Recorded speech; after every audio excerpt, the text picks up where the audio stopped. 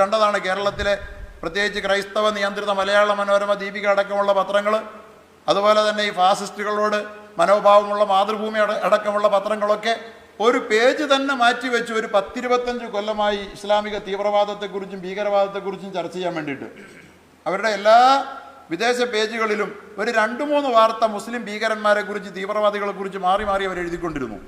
അങ്ങനെ മുസ്ലിമെന്ന് പറഞ്ഞാൽ തീവ്രവാദിയാണ് എന്ന് നിരന്തരമായ ആവർത്തിക്കപ്പെട്ട പദാവലികളിലൂടെ കേരളീയ സമൂഹത്തിൽ, മലയാളി സമൂഹത്തിൽ നമ്മൾ കണ്ട അനുഭവമാണ്. തീവ്രവാദികളാണ് എന്നൊരു പേടി മുസ്ലിങ്ങളെക്കുറിച്ച് ഒന്നും അവരനുഭവിച്ചിട്ടല്ല. കേരളത്തിൽ ആരെങ്കിലും തീവ്രവാദം കാണിച്ചുകൊണ്ടല്ല അവരങ്ങനെ ധരിച്ചു പോയത്.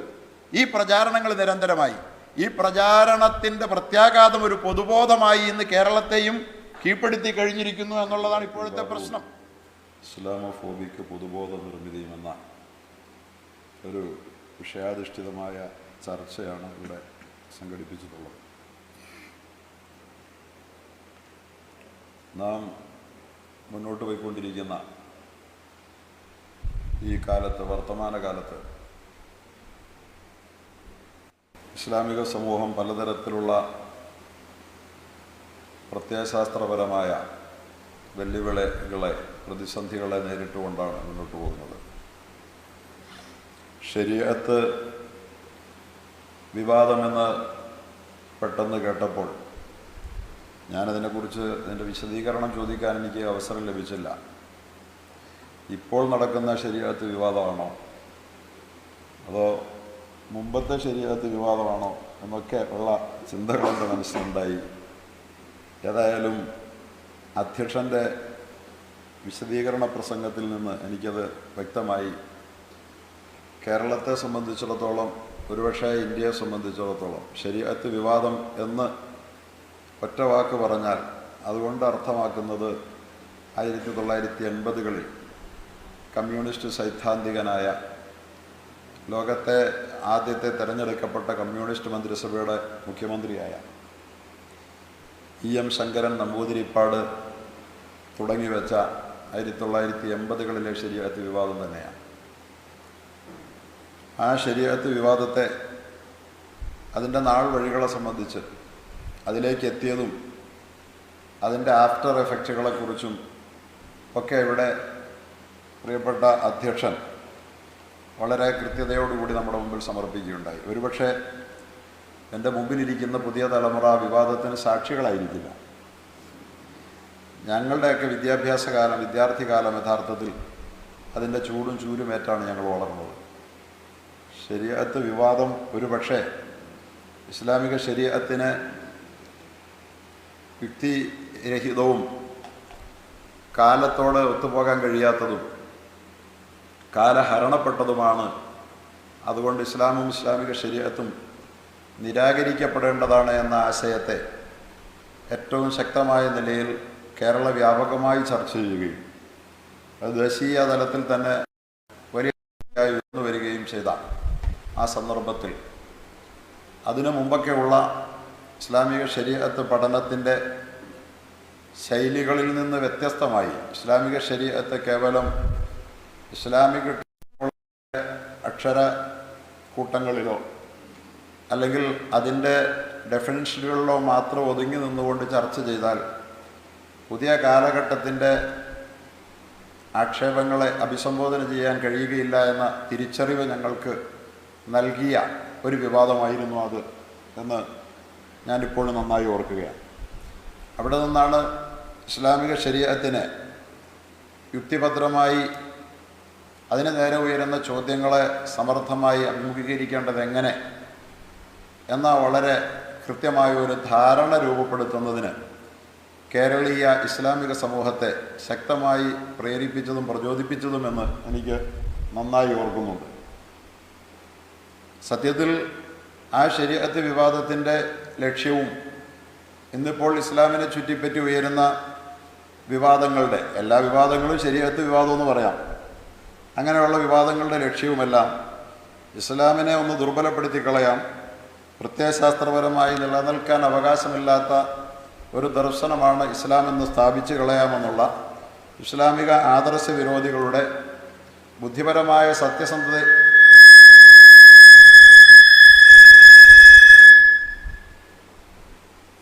ബുദ്ധിപരമായ സത്യസന്ധതയില്ലാത്ത ആക്ഷേപങ്ങളും ആരോപണങ്ങളും ഒക്കെയാണ്.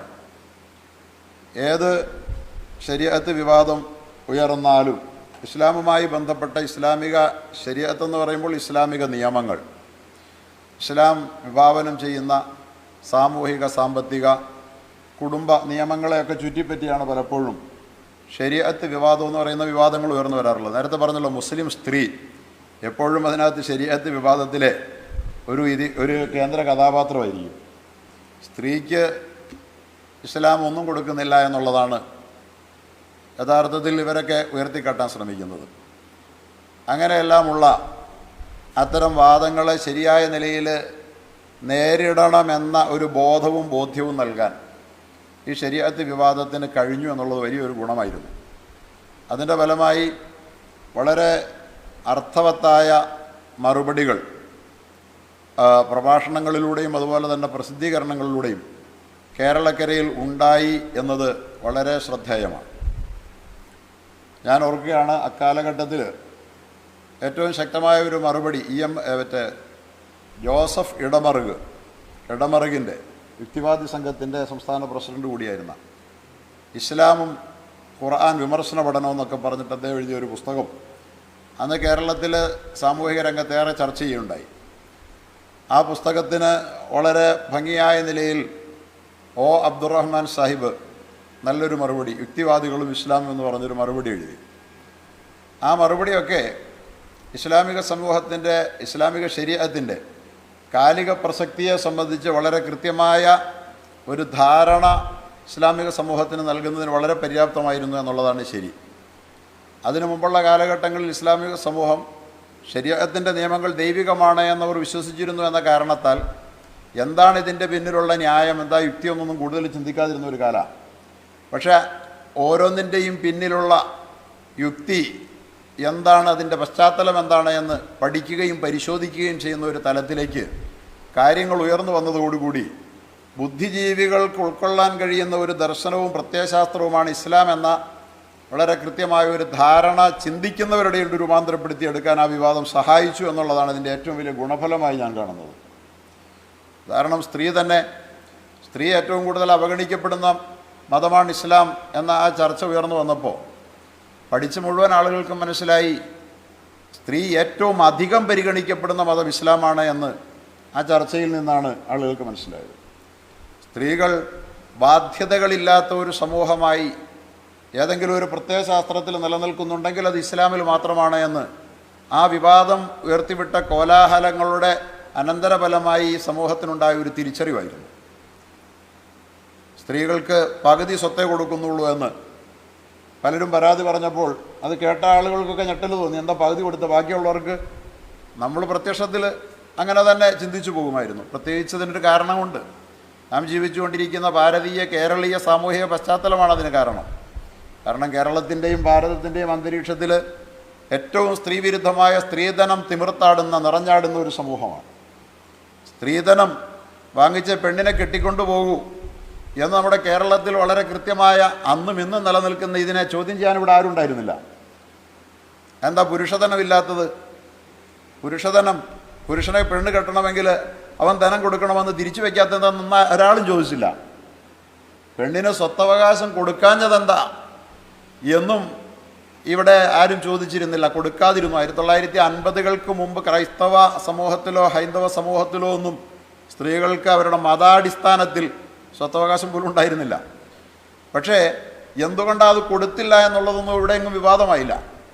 പക്ഷേ 1500-400 വർഷങ്ങൾക്ക് മുമ്പേ സ്വത്ത് കൊടുത്തു എന്ന ഇസ്ലാമിൻ്റെ ആ മഹിമയെ കണ്ടില്ല.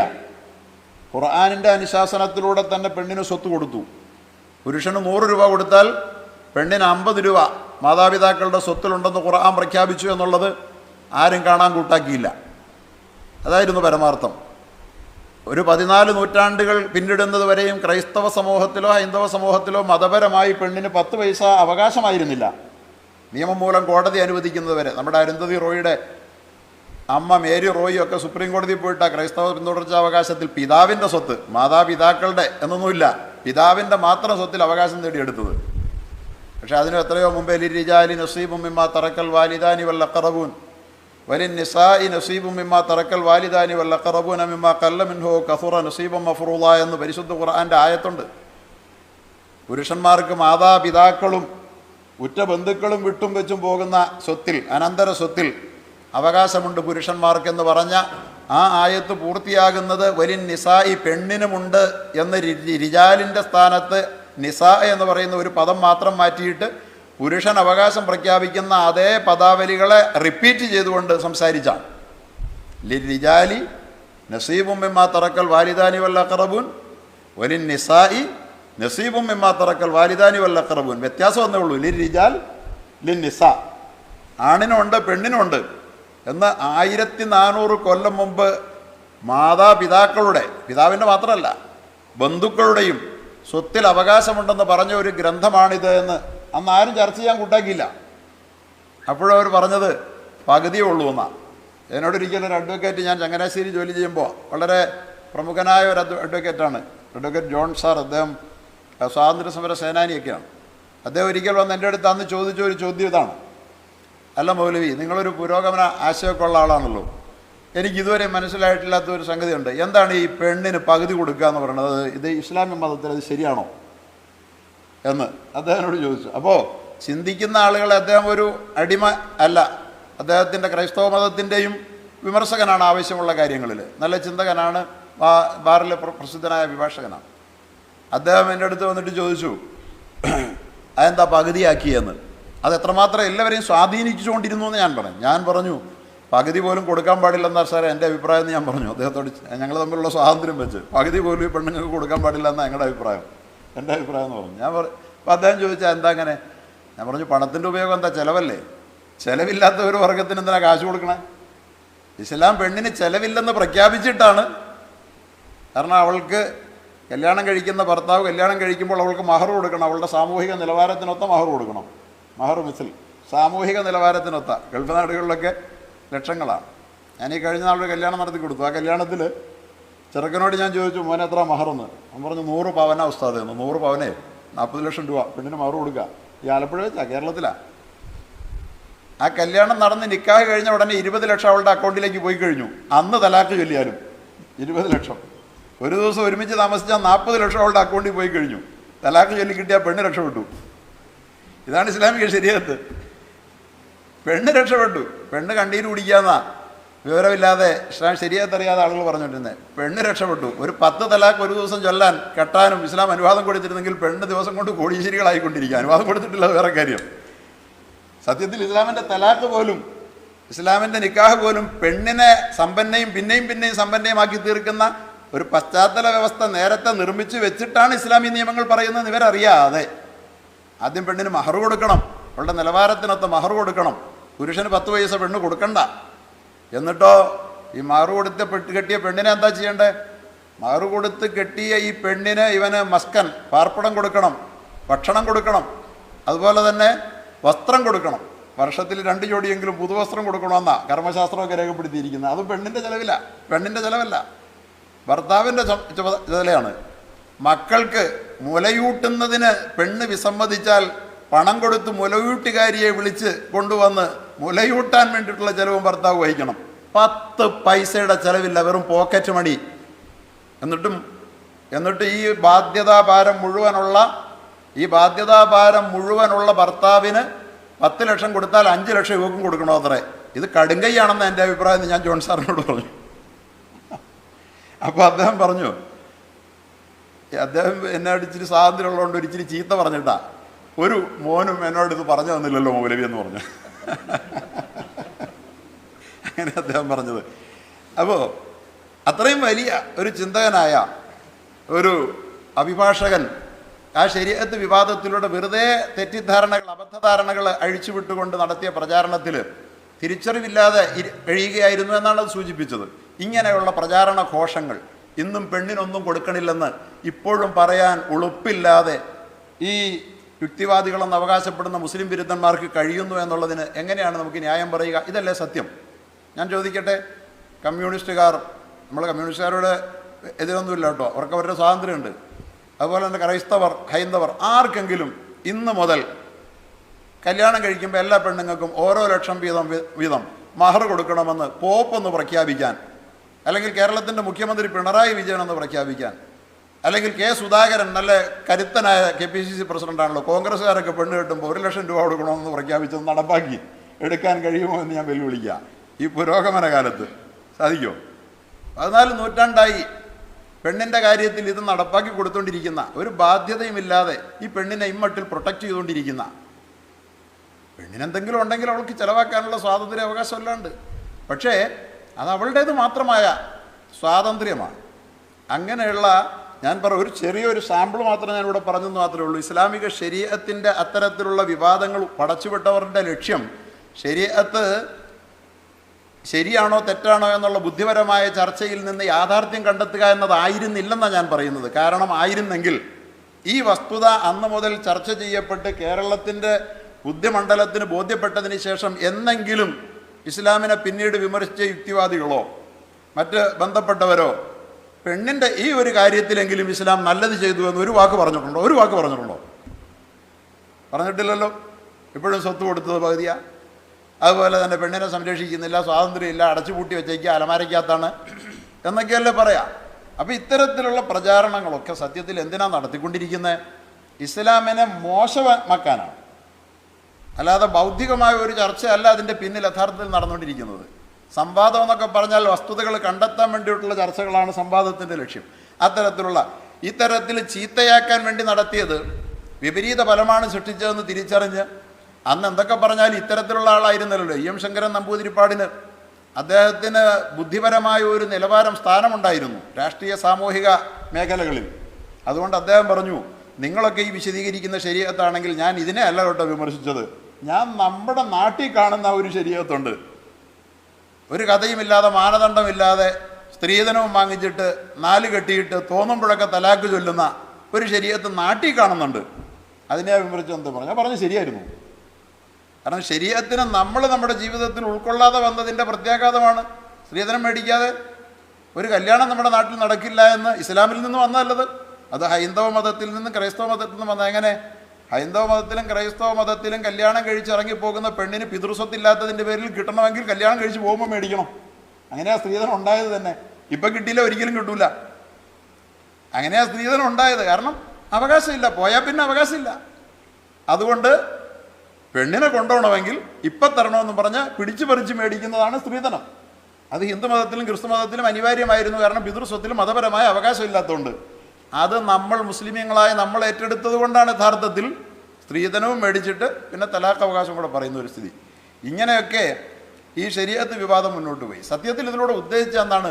ഇസ്ലാം ഒരു ഇസ്ലാമോഫോബിയ എന്ന് പറയുന്നത് അല്ലേ? അതാണല്ലോ നമ്മൾ ഇതിനോട് ചേർത്ത് വായിക്കുന്നത്. ഇസ്ലാമോഫോബിയ എന്ന് പറയുന്നത് ഇസ്ലാം ഒരു ചീത്ത മതമാണ്, അല്ലെങ്കിൽ ഭയപ്പെടേണ്ട മതമാണ് എന്ന ഒരു ധാരണ സമൂഹത്തിൽ സൃഷ്ടിച്ച് ഇസ്ലാമിനെ പിശാചവൽക്കരിക്കുക എന്ന് പറയുന്ന ലക്ഷ്യമാണ് ഇതിൻ്റെയൊക്കെ പിന്നിലുള്ള. അല്ലാതെ ഇതിൽ നിന്ന് അർത്ഥം കണ്ടെത്തുകയോ യാഥാർത്ഥ്യം കണ്ടെത്തുകയോ ചെയ്യുക എന്ന് പറയുന്ന പദ്ധതിയില്ല. ഒരു കാര്യം വളരെ വ്യക്തമാണ്, ഇസ്ലാമിക ശരീഅത്തിന് നേരെയുള്ള ഇത്തരം ആക്ഷേപങ്ങൾ എല്ലാ കാലത്തും തുടരുക തന്നെ ചെയ്യും. കാരണം എന്താ? ഇസ്ലാം പലർക്കും ഒരു ഭീഷണി തന്നെയാണ്, അതിൽ യാതൊരു സംശയമില്ല. ഇസ്ലാം ഒരു ഭീഷണി തന്നെ. എല്ലാ ധാർമ്മികതകൾക്കും ഇസ്ലാം എതിരാണ്. സ്ത്രീകൾക്കെതിരെയുള്ള എല്ലാ വിവേചനങ്ങൾക്കും ഇസ്ലാം എതിരാണ്. സമൂഹത്തിലെ എല്ലാ ഉച്ചനീചത്വങ്ങൾക്കും ഇസ്ലാം എതിരാണ്. അതിൻ്റെ തത്വത്തിലെതിരാണ്, പ്രയോഗത്തിലും എതിരാണ്. അതുപോലെ തന്നെ എല്ലാ അധാർമികതകൾക്കും, എല്ലാ ലഹരികൾക്കും, എല്ലാ സാമ്പത്തിക ചൂഷണങ്ങൾക്കും, പലിശയ്ക്കും ഇസ്ലാം എതിരാണ്. പക്ഷേ ഇതൊന്നുമില്ലാതെ ലോകത്തിന് നിലനിൽക്കാൻ പറ്റുമോ? ലോകത്തിന് നിലനിൽക്കാൻ പറ്റുമോ? ഇന്നത്തെ ലോകത്തിൻ്റെ പുരോഗതി എന്ന് പറയുന്നത് തന്നെ എന്താണ്?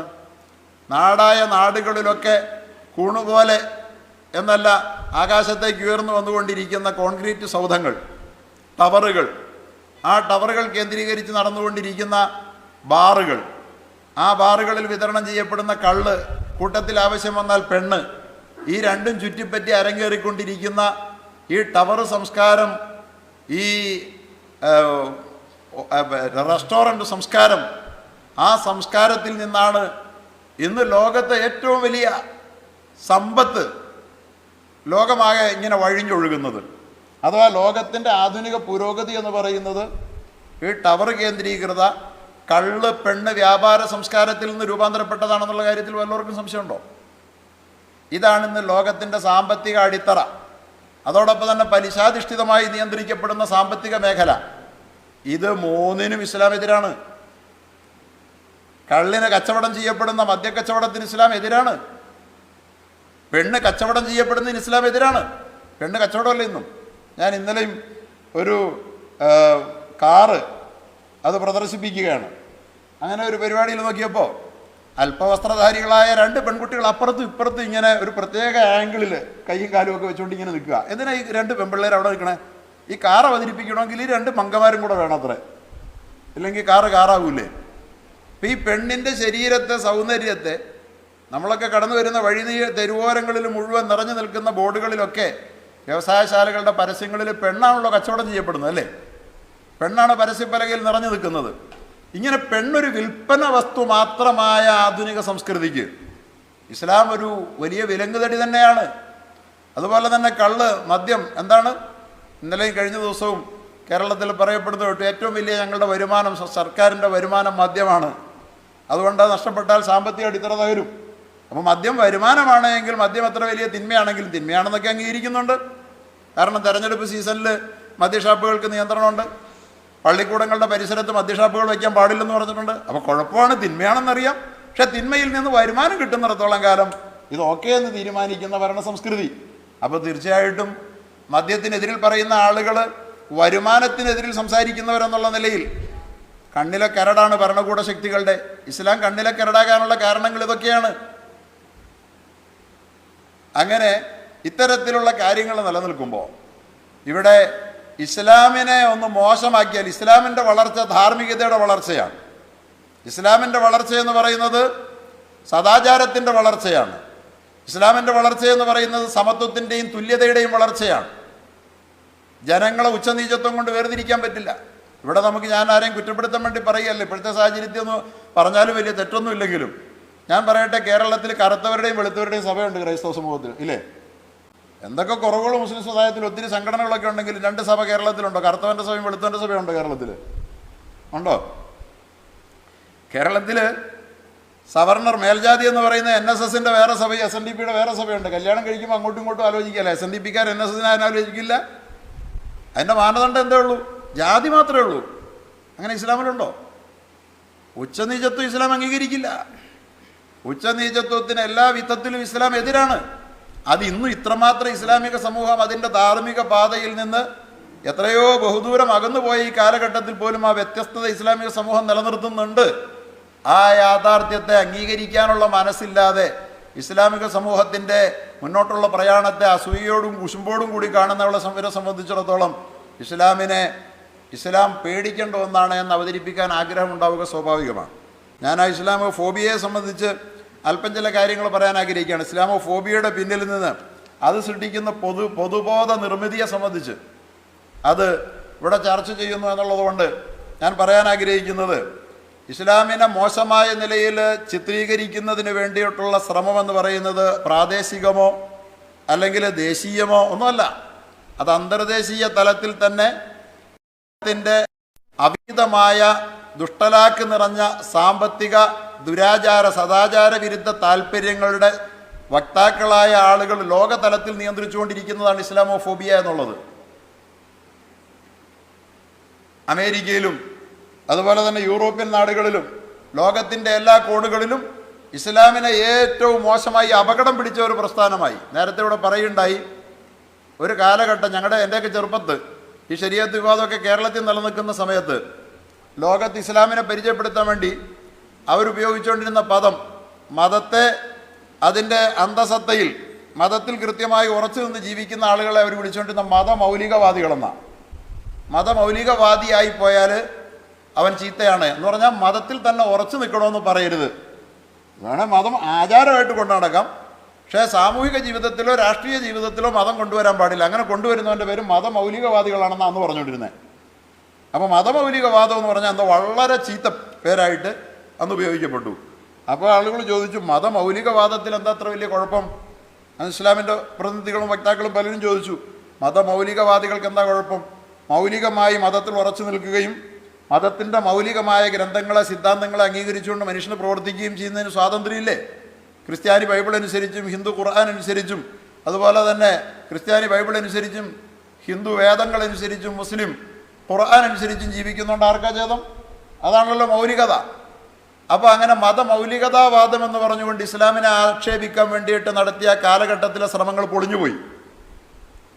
പക്ഷേ അന്ന് മതമൗലികവാദിയാണ് എന്ന് പറയുന്നത്, ഫണ്ടമെൻ്റലിസ്റ്റ് എന്ന് പറയുന്നത് ഒരു വലിയ കുറച്ചിലായി കണക്കാക്കപ്പെട്ടിരുന്നു. ആഗോളതലത്തിൽ, കേരള തലത്തിലല്ല, ദേശീയ തലത്തിലും ആഗോളതലത്തിലും ഒരാൾ, ഒരു മതവിശ്വാസി ഫണ്ടമെൻ്റലിസ്റ്റ് ആകാൻ പാടില്ല എന്നാണ് അന്ന് അമേരിക്ക അടക്കമുള്ള സാമ്രാജ്യത്വ ശക്തികൾ തീരുമാനിച്ചത്. അതുകൊണ്ട് ഒരു സമുദായത്തെ, ഒരു മതത്തിൻ്റെ വക്താവിനെ ചീത്തയാക്കാൻ അവൻ ഫണ്ടമെൻ്റലിസ്റ്റ് ആണെന്ന് പറഞ്ഞാൽ മതിയായിരുന്നു അന്ന്. ഇവിടെയും മതമൗലികവാദി എന്ന് ആവർത്തിച്ചുകൊണ്ടിരുന്നു. സത്യത്തിൽ ഈ പദം പടച്ചു വിട്ടത് മലയാളികളല്ല, മറിച്ച് ഫണ്ടമെൻ്റലിസ്റ്റ് എന്ന് പറയുന്ന പദം ഉപയോഗിച്ചുകൊണ്ട് മുസ്ലിമീങ്ങളെ മോശമാക്കാൻ വേണ്ടി. കാരണം ഖുർആനിൽ അവർ വളരെ തീഷ്ണതയോടുകൂടി ഉറച്ചു നിൽക്കുന്നു, ദൈവിക ഗ്രന്ഥമാണെന്ന് അവർ ഉറച്ചു വിശ്വസിക്കുന്നു. അതുകൊണ്ട് ഖുർആനിക ശാസനകളിൽ നിന്ന് വ്യതിചലിക്കാതെ പോകുന്നതിൻ്റെ പേരിൽ അവർ ഫണ്ടമെൻ്റലിസ്റ്റുകളാണ്. ഒരു കാലത്തിനനുസരിച്ച് മാറാൻ കഴിയുന്നില്ല. 14 നൂറ്റാണ്ട് പഴയ ഗ്രന്ഥമാണ്, കാലോചിത പരിഷ്കരണത്തിന് ഗ്രന്ഥം വിധേയമാക്കുന്നില്ല എന്ന് പറഞ്ഞു. കാലോചിത പരിഷ്കരണത്തിന് ഞാൻ ഈ പറഞ്ഞ ഒരൊറ്റ ഉദാഹരണത്തിൽ ഗ്രന്ഥത്തെ വിധേയമാക്കേണ്ടതുണ്ടോ? ഈ ഖുർആനിന് പെണ്ണിന് ഇത്രയും പ്രൊട്ടക്ഷൻ കൊടുക്കാൻ 14 നൂറ്റാണ്ട് മുമ്പ് കഴിഞ്ഞിട്ടുണ്ടെങ്കിൽ കാലോചിതമായി പരിഷ്കരിച്ച് ആ പ്രൊട്ടക്ഷൻ കൊടുക്കാൻ വേറെ ആർക്കെങ്കിലും പറ്റിയിട്ടുണ്ടോ? അതുകൊണ്ട് ആ കാലോചിതമായ പരിഷ്കരണം ആവശ്യം വരുന്നില്ല. 21-ാം നൂറ്റാണ്ടിന് പോലും കൊടുക്കാൻ കഴിയാത്ത പ്രൊട്ടക്ഷൻ 14 നൂറ്റാണ്ട് മുമ്പേ കൊടുത്തു കഴിഞ്ഞതിനെയാണോ കാലോചിതമായി പരിഷ്കരിക്കേണ്ടത്? കൊടുക്കാൻ കഴിയാതിരുന്നിട്ട് 1950കളിലും 1888-ലുമൊക്കെയാണ് ബ്രിട്ടനിൽ ബ്രിട്ടീഷ് വുമൻസ് ആക്ടിലൂടെ അവരാണ് പരിഷ്കരിക്കേണ്ടിയിരുന്നത്. കാരണം അവർക്കത് ഉണ്ടായിരുന്നില്ല. അതുകൊണ്ട് ആ പരിഷ്കരണം ആവശ്യമില്ല. ഇത്തരത്തിൽ നമ്മളത് വിശദീകരിക്കുകയുണ്ടായി. പ്രിയപ്പെട്ടവരെ, അതിനുശേഷമാണ് ഇസ്ലാമിക സമൂഹത്തിൻ്റെ ബൗദ്ധിക തലത്തിലുള്ള ചിന്തകൾ, പഠനങ്ങൾ, വ്യാപനം, അതിന് നമ്മൾ പ്രതീക്ഷിക്കാത്ത അളവിലുള്ള വ്യാപനം സംഭവിക്കുകയുണ്ടായി ലോകത്ത്. ആധുനിക സാങ്കേതിക വിദ്യയുടെ വികാസവും വളർച്ചയുമൊക്കെ ഇസ്ലാമിൻ്റെ അതിൻ്റെ മൂലങ്ങളിൽ നിന്ന് പഠിക്കാൻ, അതുപോലെ തന്നെ സമൂഹത്തിൻ്റെ അങ്ങുമിങ്ങുമുള്ള പോക്കുവരവുകൾ ഇസ്ലാമിക സമൂഹവുമായി അടുത്തിടപഴകാൻ യൂറോപ്യൻ അമേരിക്കൻ സമൂഹത്തിനും മറ്റു ജനവിഭാഗങ്ങൾക്കും അവസരം ലഭിച്ചപ്പോൾ അറിയാതിരുന്ന ജനവിഭാഗങ്ങൾക്ക് ഇസ്ലാമിൻ്റെ ജീവിത സൗന്ദര്യം ഒരളവ് വരെ മനസ്സിലാക്കാൻ അതിടയാക്കി. അതോടുകൂടിയുണ്ടായ ഒരു വലിയ അട്ടിമറിയായിരുന്നു ഇസ്ലാമിനെ ലോകത്തിൻ്റെ ഒരു വലിയ അപകടമാണ് എന്ന് വരുത്തി തീർക്കാൻ വേണ്ടിയിട്ടുള്ള ബോധപൂർവമായ പ്രചാരണ ശ്രമങ്ങൾക്ക് സാമ്രാജ്യത്വം, ഇതേ ഫണ്ടമെൻ്റലിസ്റ്റ് വാദക്കാർ പിന്നെ നേതൃത്വം നൽകിയത്. കാരണം എന്താ? അമേരിക്കയിൽ ഇന്നത്തെ സ്ഥിതി നമുക്കറിയാം. അമേരിക്കയിൽ ഇസ്ലാം അനുസരിച്ച് ജീവിക്കുന്ന ധാരാളം പ്രൊഫഷണലുകൾ നമ്മുടെ നാടുകളിൽ നിന്നടക്കം പോയി ജീവിക്കുന്നുണ്ട്, യൂറോപ്യൻ നാടുകളിൽ പോയി ജീവിക്കുന്നുണ്ട്. അവരുടെ ഇസ്ലാമിക ജീവിതത്തെ വളരെ സ്നേഹപൂർവ്വം വ്യത്യസ്തമായ ജീവിതം, ലഹരിക്കടിമപ്പെടാത്ത, അതുപോലെ തന്നെ സ്ത്രീ പുരുഷ ബന്ധത്തിൽ അരാജകത്വമില്ലാത്ത, അത്തരത്തിൽ മദ്യപിക്കാത്ത, പലിശ വാങ്ങാത്ത, ഏത് തിരക്കുകൾക്കിടയിലും 5 നേരം പടച്ച തമ്പുരാൻ്റെ മുമ്പിൽ ശിരസ് നമിക്കുന്ന, നമസ്കരിക്കുന്ന, വൃത്തിയുള്ള, എങ്ങനെ വൃത്തി? മൂത്രം ഒഴിച്ചാൽ പോലും വൃത്തിയാക്കണമെന്ന് നിർബന്ധം.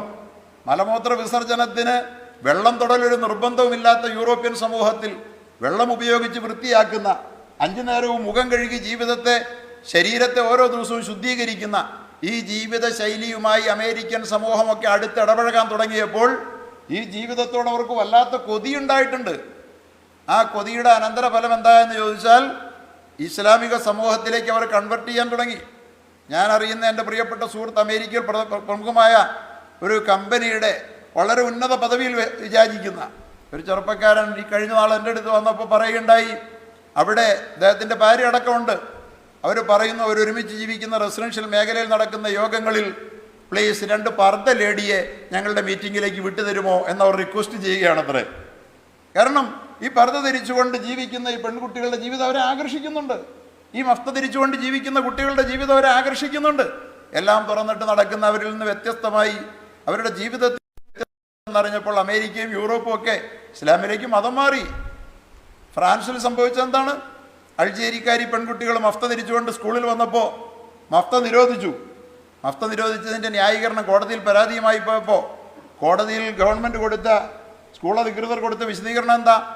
ആകർഷകമായ ഇത്തരം അലങ്കാര വസ്ത്രങ്ങൾ ധരിച്ചുകൊണ്ട് സ്കൂളിൽ വന്നാൽ മറ്റുള്ള കുട്ടികൾ അതിലേക്ക് ആകർഷിക്കുന്നു. ഇത് പ്രാകൃതമാണെന്നല്ല അവർ പോലും നൽകിയ വിശദീകരണം. ഇത് ആകർഷകമായ വസ്ത്രമാണ്, അലങ്കാര വസ്ത്രമാണ്. അപ്പോൾ പരസ്പരം ഒരുമിച്ച് ജീവിക്കുന്ന വിദ്യാഭ്യാസത്തിൻ്റെയും മറ്റു പലതിൻ്റെയും പേരിൽ അങ്ങുമിങ്ങും പരസ്പരം ബന്ധപ്പെടാനൊക്കെ തുടങ്ങിയപ്പോൾ ഇസ്ലാമിക ജീവിതത്തിന് ഒരു അഴകുണ്ട്, ഒരു സൗന്ദര്യമുണ്ട്, ഒരു അച്ചടക്കമുണ്ട്. ധാർമ്മികമാക്കാൻ വേണ്ടി ഉപയോഗിച്ച പദങ്ങളാണ് എന്താ? തീവ്രവാദവും ഭീകരവാദവും. ഇസ്ലാം തീവ്രവാദമാണ്, ഇസ്ലാം ഭീകരവാദമാണ്. Extremism, terrorism. ഈ എക്സ്ട്രീമിസം, ടെററിസം എന്ന് പറയുന്ന പദം എന്ന് കേരളത്തിലെ മുഴുവൻ പത്രമാധ്യമങ്ങളും കുറേ കാലങ്ങളായി, ഒരു 10-25 വർഷമായിട്ട് മതമൗലികവാദം എഴുതി തേഞ്ഞു പോയ പേനകൾ പിന്നെ എഴുതി തുടങ്ങിയത് തീവ്രവാദം, ഭീകരവാദം എന്നുള്ള പദങ്ങളാണ്. തീവ്രവാദം, ഭീകരവാദം എന്നുള്ള ഈ പദങ്ങൾ അമേരിക്കയാണ് പടച്ചുവിട്ടത്, അവരുപയോഗിച്ച പദമാണ് എന്നോർക്കാതെ ഇന്ത്യയിലെയും കേരളത്തിലെയും മുഴുവൻ പത്രങ്ങളും ഇസ്ലാമിക സമൂഹത്തിൻ്റെ നേരെ എടുത്ത് പയറ്റാൻ തുടങ്ങി. നമ്മൾ കണ്ടതാണ് കേരളത്തിലെ പ്രത്യേകിച്ച് ക്രൈസ്തവ നിയന്ത്രിത മലയാള മനോരമ, ദീപിക അടക്കമുള്ള പത്രങ്ങൾ, അതുപോലെ തന്നെ ഈ ഫാസിസ്റ്റുകളോട് മനോഭാവമുള്ള മാതൃഭൂമി അടക്കമുള്ള പത്രങ്ങളൊക്കെ ഒരു പേജ് തന്നെ മാറ്റിവെച്ചു. ഒരു 10-25 കൊല്ലമായി ഇസ്ലാമിക തീവ്രവാദത്തെക്കുറിച്ചും ഭീകരവാദത്തെക്കുറിച്ചും ചർച്ച ചെയ്യാൻ വേണ്ടിയിട്ട് അവരുടെ എല്ലാ വിദേശ പേജുകളിലും ഒരു 2-3 വാർത്ത മുസ്ലിം ഭീകരന്മാരെ കുറിച്ച്, തീവ്രവാദികളെ കുറിച്ച് മാറി മാറി അവർ എഴുതിക്കൊണ്ടിരുന്നു. അങ്ങനെ മുസ്ലിം എന്ന് പറഞ്ഞാൽ തീവ്രവാദിയാണ് എന്ന് നിരന്തരമായ ആവർത്തിക്കപ്പെട്ട പദാവലികളിലൂടെ കേരളീയ സമൂഹത്തിൽ, ഇസ്ലാമിക മലയാളി സമൂഹത്തിൽ നമ്മൾ കണ്ട അനുഭവമാണ്. തീവ്രവാദികളാണ് എന്നൊരു പേടി മുസ്ലിങ്ങളെക്കുറിച്ച്. ഒന്നും അവരനുഭവിച്ചിട്ടല്ല. കേരളത്തിൽ ആരെങ്കിലും തീവ്രവാദം കാണിച്ചുകൊണ്ടല്ല അവരങ്ങനെ ധരിച്ചു പോയത്. ഈ പ്രചാരണങ്ങൾ നിരന്തരമായി. ഈ പ്രചാരണത്തിൻ്റെ പ്രത്യാഘാതം ഒരു പൊതുബോധമായി ഇന്ന് കേരളത്തെയും കീഴ്പ്പെടുത്തി കഴിഞ്ഞിരിക്കുന്നു എന്നുള്ളതാണ് ഇപ്പോഴത്തെ പ്രശ്നം. ഇത് എങ്ങനെയാണ് യൂറോപ്പിനെ കീഴടക്കിയതെന്നറിയണമെങ്കിൽ നിങ്ങൾക്ക് മനസ്സിലാക്കാൻ കഴിയും. ഒരിക്കൽ പത്രങ്ങളിൽ വന്ന വാർത്തയാണ്. ഫ്രാൻസിലെ എയർപോർട്ടിൽ നിന്ന് പറന്നുയരാനൊരുങ്ങുന്ന ഒരു വിമാനം. സാധാരണ വിമാനം പറന്നുയരാനൊരുങ്ങുമ്പോൾ വിമാനത്തിൻ്റെ പൈലറ്റ് യാത്രക്കാരുടെ നേരെ തിരിഞ്ഞ് നിർദ്ദേശങ്ങൾ കൊടുക്കുന്ന പതിവുണ്ട്. അന്ന് ആ ഫ്രാൻസിൻ്റെ എയർപോർട്ടിൽ നിന്ന് വരാനൊരുങ്ങുന്ന വിമാനത്തിൻ്റെ പൈലറ്റ് യാത്രക്കാരുടെ നേരെ തിരിഞ്ഞു നിന്നുകൊണ്ട് മാർഗനിർദ്ദേശങ്ങൾ കൊടുക്കാൻ ആരംഭിച്ചു. സ്വയം പരിചയപ്പെടുത്തിക്കൊണ്ടാണത്. ആ പരിചയപ്പെടുത്തൽ ആരംഭിച്ചു. തൻ്റെ പേർ പൈലറ്റ് പറഞ്ഞ മാത്രയിൽ, പത്രങ്ങളിൽ വന്ന വാർത്തയാണല്ലോ, നമ്മൾ വായിച്ചതല്ലേ കാലത്ത്, ആ യാത്രയ്ക്കൊരുങ്ങിയിരുന്ന വിമാനത്തിലെ പകുതിയോളം പേർ വളരെ വേഗം ഭീതിയോടുകൂടി ഇറങ്ങിപ്പോയി കളഞ്ഞു വിമാനത്തിൽ നിന്ന്. വിമാനത്തെ യാത്ര എന്ന് പറഞ്ഞാൽ സാറിന് ബസ്സിൽ കയറിയിട്ട് പോകുന്ന പോലെ അല്ലല്ലോ. നേരത്തെ ബുക്ക് ചെയ്ത് ദൂര രാജ്യങ്ങളിലേക്ക് യാത്ര ചെയ്ത് ഒരുപക്ഷെ ജീവിതം കരുപിടിപ്പിക്കുന്ന ഒരു യാത്രയാണ് ആ യാത്ര. അങ്ങനെ കയറിയിരിക്കുന്ന വിമാനത്തിൽ നിന്ന് പകുതിയോളം ആളുകൾ ആ ഫ്രാൻസിലെ ആ വിമാനത്തിൽ നിന്ന് ഇറങ്ങിപ്പോവുകയാണ്. എന്താ ഇറങ്ങിപ്പോകാനുള്ള കാരണം? പേര് പരിചയപ്പെടുത്തിയപ്പോൾ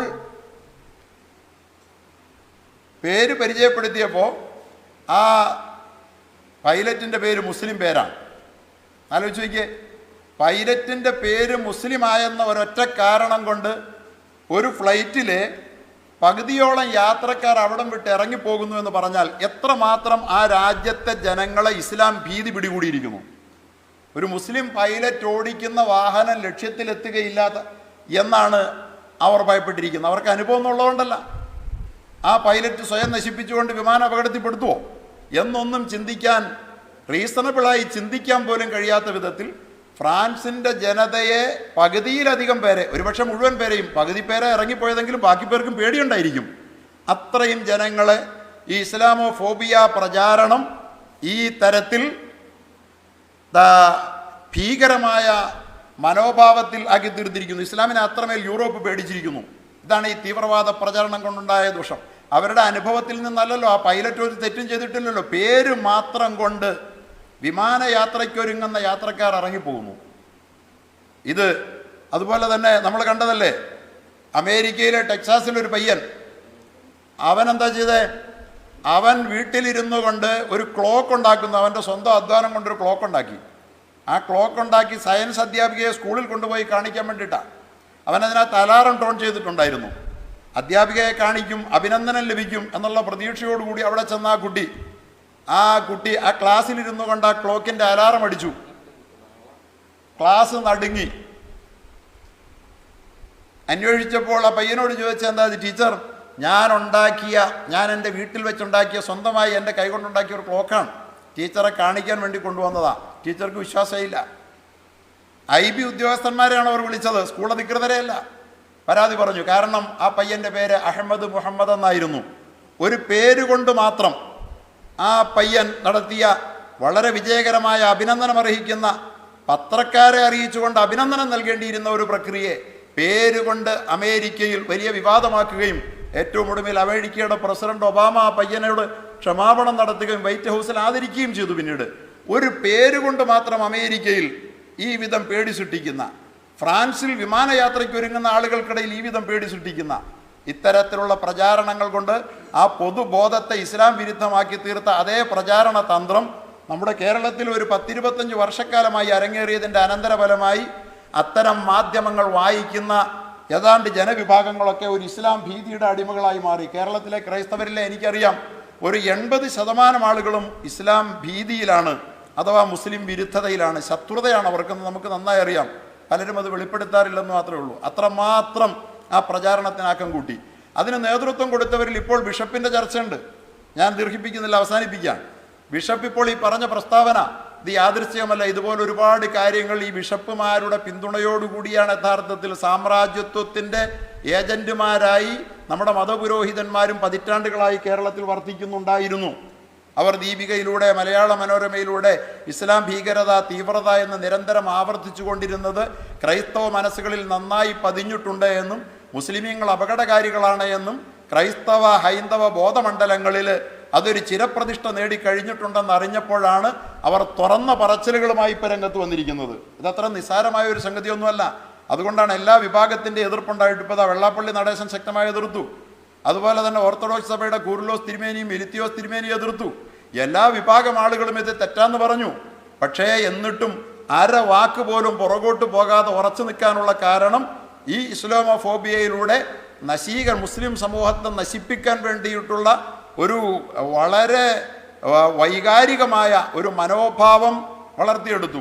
ബെഹ്റിംഗ് ബ്രവിച്ച് എന്ന് പറയുന്ന നോർവേക്കാരൻ ചെറുപ്പക്കാരൻ 85 പേരെ വെടിവെച്ച് കൊല്ലണമെങ്കിൽ അവൻ്റെ മനസ്സിൽ എത്രമാത്രം മുസ്ലിം പകയുണ്ടാകണം? നോർവേയിൽ 2 പള്ളികളിൽ കയറി 45 പേരെ വെടിവെച്ച് കൊല്ലണമെങ്കിൽ എത്ര വലിയ പകയുണ്ടാകണം? ആ പക നമ്മുടെ കേരളത്തിൽ സൃഷ്ടിച്ചു കഴിഞ്ഞിരിക്കുന്നു. ഇതാണ് ഇതിൻ്റെ യഥാർത്ഥ ഗൗരവം. അതുകൊണ്ട് ഇവിടെ ശരീഅത്ത് വിവാദം സൃഷ്ടിക്കുമ്പോഴും ഇസ്ലാമോ ഫോബിയ പറയുമ്പോഴും ഇസ്ലാം പേടിക്കപ്പെടേണ്ടതാണെന്ന് പറയുമ്പോഴും യഥാർത്ഥത്തിൽ ഉദ്ദേശിക്കുന്നത് അതിലൂടെ ഒരു പൊതുബോധം നിർമ്മിക്കപ്പെടുക എന്നുള്ളതാണ്. അവസരം ഒത്തു വന്നാൽ സാമ്രാജ്യത്വത്തിൻ്റെ പിന്തുണയുണ്ട്, ഫാസിസ്റ്റ് ഗവൺമെൻറ്റുകളുടെ പിന്തുണയുമുണ്ട്.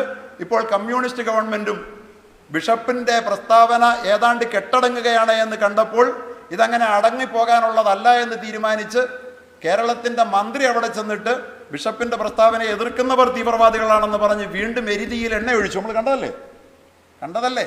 എന്താണ് അതിൻ്റെ അർത്ഥം? ഇവിടെ ഒരു അപകടം വേണം, ഇവിടെ ഒരു ഏറ്റുമുട്ടൽ സൃഷ്ടിക്കപ്പെടണം എന്ന് ബോധപൂർവം സാമ്രാജ്യത്വത്തിൻ്റെ പിന്തുണയോടുകൂടി, ഭരണകൂട ശക്തികളുടെ പിന്തുണയോടുകൂടി ഇവിടെ ആസൂത്രണങ്ങൾ അരങ്ങേറിക്കൊണ്ടിരിക്കുകയാണ്. അല്ലാതെ ഇതൊരു പ്രസ്താവന തിരുത്തലുമായി ബന്ധപ്പെട്ട പ്രശ്നമല്ല.